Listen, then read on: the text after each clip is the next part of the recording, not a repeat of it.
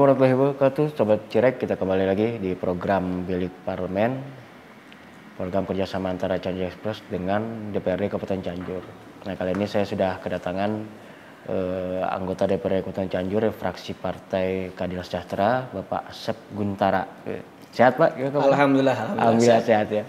Ya, mungkin masih banyak yang mungkin Sobat Cirek itu belum mengetahui Pak Asep. Kebetulan juga kemarin baru dilantik, Pak ya? Betul. Pergantian antar waktu menggantikan almarhum Pak Haji Luki ya, gitu.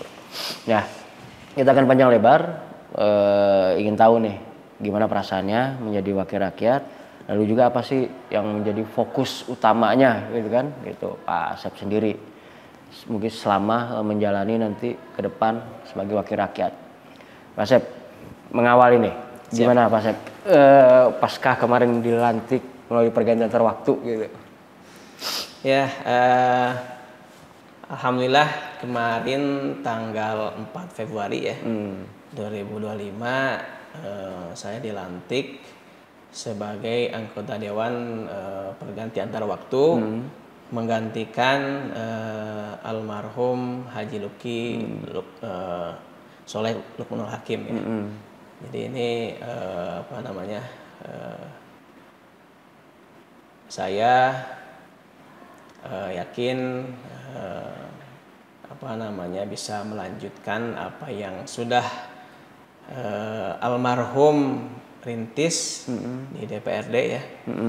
Apa yang akan almarhum perjuangkan, insya Allah nanti akan saya lanjutkan, karena ketika almarhum masih ada ya, kita sudah berkomitmen gitu kan untuk saling komunikasi, untuk saling support gitu ya, karena kan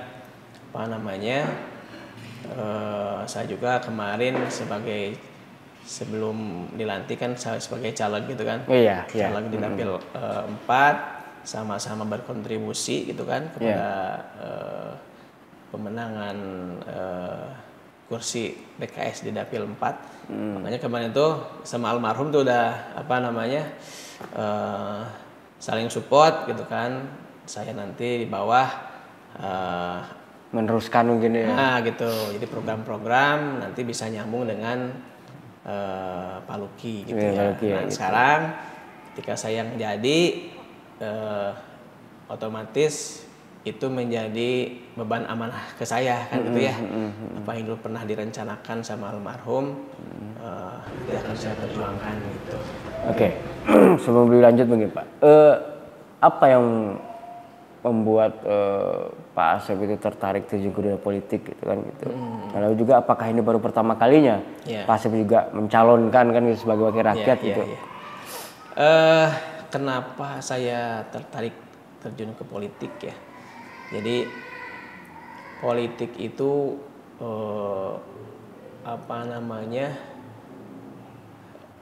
ternyata kalau diperhatikan ya, kita perhatikan segala sesuatu itu tidak terlepas dari politik ya.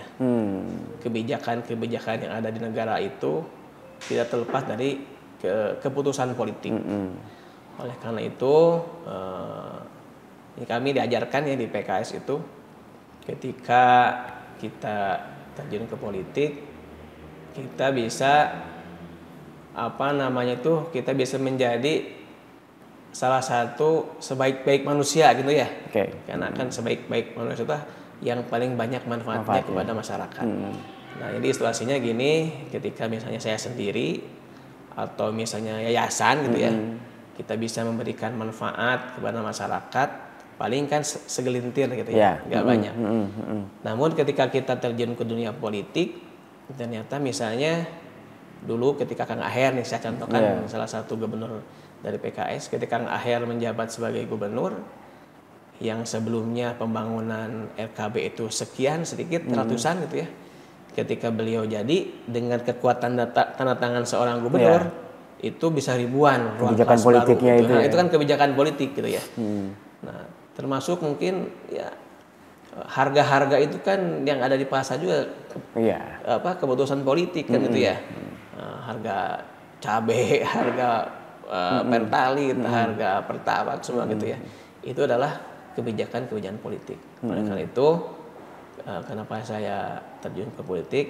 Harapannya dengan terjun ke politik bisa memberikan kemanfaatan yang banyak kepada masyarakat, kepada bangsa, kepada negara gitu. Memang sudah lama ya berarti di politik ini. Saya aktif di partai di PKS itu sebenarnya dari masih kuliah ya. Jadi ikut pembinaan UPA sih namanya, kalau sekarang UPA namanya tuh. Ini unit pembinaan anggota itu dari kuliah saya. Dari kuliah. Setelah lulus 2005 ke Cianjur sini ya. Mulai itu belajar jadi ketua DPC gitu kan. Kecamatan gitu ya. Nah, 2019 saya diamanahkan jadi calon anggota dewan. Pernah nyalon saya 2019. Itu udah 2 kali deh ya? 2 kali bareng sama Pak Luki juga. Nah, waktu itu nomor urut 4 kalau nggak salah, perolehan suara saya itu ketiga kalau nggak salah waktu itu ya. 2019 waktu masih dapil 3 sama Karang Tengah gitu ya. Nah itu mungkin sedikit perjalanan apa? Iya, lagi juga ya, udah lama juga ya. Udah 2 kali nih pencalonan nih. Ya, tapi setelah dilantik kan gitu, apa sih yang menjadi fokus? Gitu? Ya. Karena kan sebagai wakil rakyat sendiri kan pasti kan punya tujuan kan gitu. Betul. Punya mungkin ya niat lah kan gitu. Ingin seperti apa sih kan gitu. Ketika Anda menjalankan tugasnya nih. Gitu. Nah, jadi ini mungkin disesuaikan dengan latar belakang saya gitu ya. Saya kan dari IPB, dari perikanan, kemudian bidang saya juga sekarang di dunia perikanan gitu ya, di dunia bisnis, di dunia UMKM, dunia pertanian, perikanan. Nah, sekarang juga saya di DPRD di Komisi 2.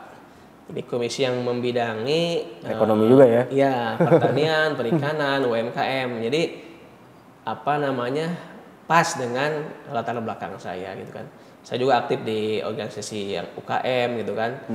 Organisasi pertanian gitu. Jadi mungkin kedepannya yang menjadi concern perhatian dengan tidak melupakan yang lain gitu ya. Itu di pertanian dalam pengertian umum ya, pertanian perikanan gitu ya, dan di UMKM. Gitu. Di UMKM. Jadi lebih kepada fokus ke ekonomi itu ya. Betul. Apalagi komisi yang membidangi ekonominya juga pas Komisi 2 ya. Jadi pas dengan background sendiri gitu. Nah, kan kemarin ada yang menarik waktu teman-teman juga media juga wawancara Bapak selesai pelantikan itu kan gitu, fokus pertanian. Betul. Sebetulnya gimana sih Pak pertanian di kita gitu di Cianjur sini kalau menurut Bapak gitu lihatnya? Jadi Cianjur kan sangat terkenal ya dengan padinya ya, padi Cianjur, padi Cianjur kan. Kemudian kita punya juga Pandan Wangi gitu ya. Jadi kalau Cianjur itu sudah terkenal lah di dunia pertanian gitu ya. Nah sekarang kan kita lihat bersama dari tahun ke tahun itu lahan pertanian Cianjur kan semakin menyusut gitu ya. Karena industrialisasi, karena pemukiman gitu ya. Sehingga kan makin mengecil. Sedangkan kebutuhan akan pertanian kan tetap dengan bertambahnya penduduk kan tetap meningkat gitu ya. Ini kan merupakan suatu tantangan yang perlu concern gitu kan, perlu perhatian supaya ketahanan pangan yang menjadi perhatian pemerintah dari pusat sampai daerah itu bisa aman gitu, bisa terpenuhi. Nah, fokusnya kan di pertanian ini gitu ya. Jadi makanya kenapa saya concern di pertanian itu seperti itu, karena ini adalah ketahanan pangan yang bisa menjamin ketahanan warga kita Cianjur. Jadi pasti melihat apa yang perlu dirubah konsep mungkin terkait dengan ketahanan pangan atau mungkin sektor pertanian di Cianjur sendiri gitu. Ada yang perlu dirubah mungkin? Pertama mungkin terkait dengan optimalisasi lahan-lahan yang ada ya. Oke. kan sebenarnya kita udah punya ya perda tentang itu ya pelindungan ini LP2B itu ya, lahan pangan berkelanjutan itu. Cuman kan mungkin belum maksimal gitu ya. Nah, mungkin optimalisasi lahan yang ada itu bagaimana dengan yang ada itu bisa meningkatkan produktivitasnya. Nah, sekarang kan mungkin bisa dengan benih yang bagus gitu ya, pemupukan yang pas gitu ya. Kemudian irigasi yang bagus, infrastruktur diperbaiki gitu kan. Karena sebagai contoh mungkin daerah saya di Manda itu dulu yang biasanya ini cerita dari orang tua gitu ya. Dulu yang biasanya setahun itu bisa 3 kali gitu ya. Itu sekarang cuma bisa 2 kali panen gitu ya. Kenapa? Karena irigasinya tuh nggak maksimal. Ya, ini kan bisa jadi ke depan bagaimana irigasi itu bisa benar-benar bagus gitu ya. Kemudian dengan teknologi gitu ya. Dengan teknologi, bagaimana dengan teknologi itu tadi tuh yang misalnya 4 bulan biasanya nggak ditanamin, dengan teknologi itu bisa ditanamin. Caranya gimana? Sekarang kan ada bisa sistem pompa. Jadi kita bikin sumur bor, itu kan yang gede gitu ya. Kita bisa manfaatkan tenaga surya, atau misalnya sekarang ada, kemarin ngobrol dengan BPP itu, sekarang ada tuh PLN juga bisa sampai ke sawah tuh jaringannya, harganya bisa lebih murah gitu kan. Nah ini kan solusi tuh. Jadi kita tidak perlu membuka lahan baru misalnya ya, yang ada dioptimalkan, yang biasanya 2 kali bisa jadi 3 kali kan. Kita memasukkan teknologi. Kemudian misalnya yang biasanya di kita masih tradisional, ketika panen digebuk gitu ya, sehingga rendemennya kan masih banyak yang nempel gitu ya, karena kan tidak maksimal. Bisa jadi kita input teknologi, biasanya dengan alat perontok padi misalnya, power thresher gitu ya, sehingga rendemen yang didapat dari padi juga bisa makin bagus. Pertanyaannya, yang tadi disebutkan oleh Pak Asep tadi, itu oleh pemerintah daerah sudah berjalan nggak? Itu? Beberapa sudah, akhir-akhirnya sudah mulai, di mana sudah ada beberapa titik seperti itu gitu ya. Alhamdulillah ini mungkin tinggal diperbanyak nanti gitu ya. Terus satu lagi ya, ini mungkin bisa meningkatkan produksi padi ya. Kita nih di Sunda itu ada kearifan lokal yang namanya padi huma ya. Itu sekarang namanya padi gogo, kita yang kenalnya ya. Orang tua kita dulu mungkin sudah tidak asing lagi sebenarnya dengan huma ya. Dan ini potensi lahannya banyak. Perbukitan yang mungkin kita anggap tidak bisa hujan gitu ya. Kan ini tidak memerlukan air yang banyak. Ya. Tapi bisa dimanfaatkan gitu. Kita bisa kerja sama dengan kehutanan misalnya ya. Kemudian lahan-lahan yang terlantar gitu ya. Ini bisa ditanami. Kemarin kami ya, saya Pak RK Dadan dari Komisi 2 Provinsi, kemudian dari Departemen Pertanian, kemudian dari Astra Agro kemarin itu membuka 100 hektar padi gogo. Yang di Campaka ya? Yang Campaka dan kemarin di Haurwangi kemarin di Sukatani. Nah ini akan bergulir terus tuh. Kalau sambutan dari Pemda bagus, mungkin bisa kerjasama bisa diperluas, dan ini bisa jadi solusi gitu ya. Dengan berkurangnya lahan pertanian, kita membuka lahan baru susah. Dan ini ada padi yang tahan, istilahnya tanpa dipupuk, tanpa disiram pun jadi gitu. Nah ini namanya padi gogo. Dan kemarin itu termasuk MOU dengan Bulognya juga sudah. Harga bisa sama 6.500 tuh harganya dengan padi yang biasa. Nah, ini salah satu bisa terobosan mungkin ya ke depannya. Karena menurut catatan kemarin itu ratusan ribu hektar tuh yang bisa ditanamin yang di Cianjur. Nah, ini kan untuk padi gogo. Betul, padi gogo. Nah, ini kan salah satu yang bisa dimanfaatkan. Iya, bisa dimaksimalkan. Betul potensinya kan. Iya. Apalagi tidak perlu banyak air, tidak perlu kita ngebabat hutan kan gitu ya. Irigasi juga enggak. Bisa ditumpang sarikan dengan tanaman yang sudah ada gitu. Tapi menarik Pak, maksudnya awal memang konsen di pertanian, lalu ketika menjadi wakil rakyat komisinya juga ekonomi, pertanian juga harus ada gitu. Iya, pas. Ya, tapi mungkin pertanyaan terakhir Pak. Iya. Apa harapannya ke depan gitu dalam menjalankan tugas sebagai wakil rakyat kan gitu? Atau mungkin harapannya ya itu tadi ketika Pak Asep fokus di pertanian kan gitu. Setelah pertanian apa sih sebetulnya harapannya gitu? Jadi harapannya apa yang saya perjuangkan tentunya itu kan dari basisnya adalah dari aspirasi masyarakat gitu ya. Dari para petani, dari para UMKM yang saya tampung aspirasinya dan saya perjuangkan itu bisa diakomodasi, bisa diakomodir oleh pemerintah daerah gitu ya. Kenapa? Ini kan bottom up gitu ya. Apa yang benar-benar dibutuhkan oleh masyarakat. Jadi kemungkinannya kecil untuk tidak tepat sasaran karena ini basisnya adalah kebutuhan masyarakat langsung yang menyampaikan ke saya gitu ya. Terkait dengan pertanian, tentang UKM gitu ya. Nah, ini mungkin bisa menjadi salah satu langkah nyata pemerintah dan DPRD untuk mengawal IPM biar naik. Kenapa? Karena kan kita itu banyak petani di kita itu ya. Ketika petani sejahtera gitu ya, pertaniannya bagus gitu Indeks pembangunan manusia pun juga kali ini pendapatan meningkat. Kemudian yang membelinya kan petani produksi nih, yang belinya kan UMKM kan bisa jadi kan. UMKM bisa menciptakan lapangan kerja gitu kan. Bisa mendapatkan penghasilan dari UMKM-nya. Jadi ini bisa dua-duanya bisa meningkatkan IPM Cianjur gitu ya. Nah, harapannya dukungannya itu nanti tidak hanya sebatas oke, kita dukung gitu ya. Hanya lisan aja gitu ya. Tapi mungkin ada anggaran yang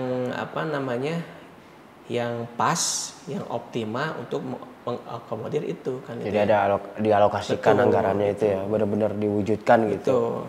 Tapi sejauh ini melihat sudah mulai. Kalau yang saya lihat ya belum optimal kalau menurut saya yang saya perhatikan ya. Belum optimal gitu. Mudah-mudahan ke depannya bisa bisa lebih bersinergi dengan dinas-dinas terkait, kita bisa memberikan masukan yang konstruktif gitu ya.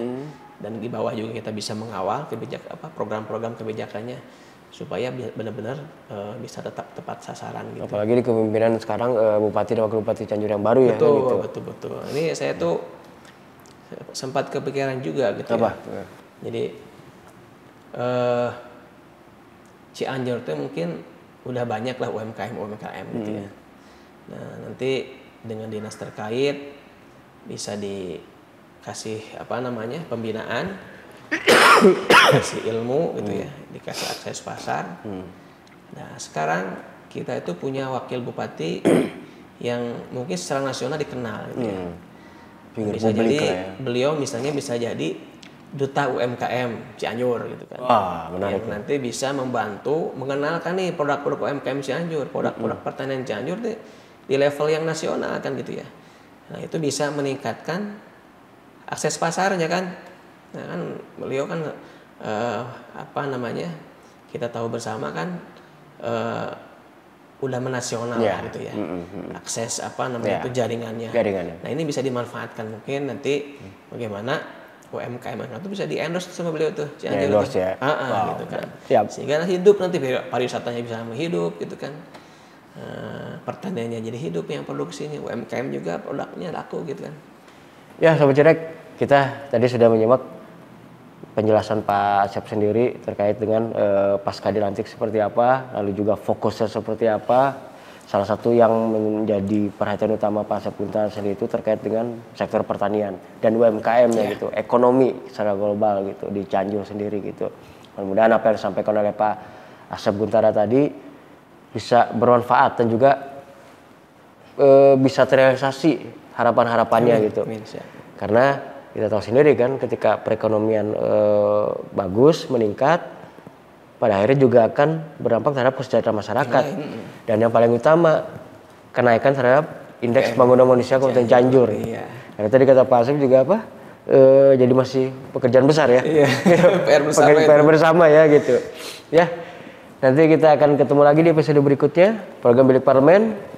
Hatur nuhun. Assalamualaikum warahmatullahi wabarakatuh. Waalaikumsalam warahmatullahi wabarakatuh.